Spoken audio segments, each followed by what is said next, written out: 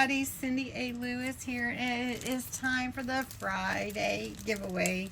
We always look forward to the Friday giveaways, and this week's stamp set is this cute coffee tea, I guess, mug, book, sentiments. So cute. So this is what I'm giving away today. I have last week's URL here in the random comment picker, and I'm gonna fetch the entries.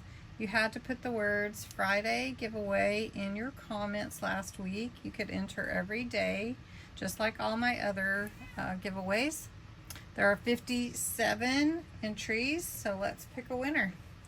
And the winner is Narita. Neri, you won. How about that? All right. So I do have your address, unless it's changed. So congratulations.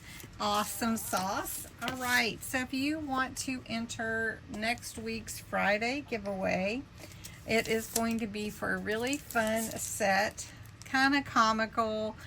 These cute little birds and the coffee cups or tea cups, whatever you'd like to brand them as. And this will be a fun set to win next week, May 30th.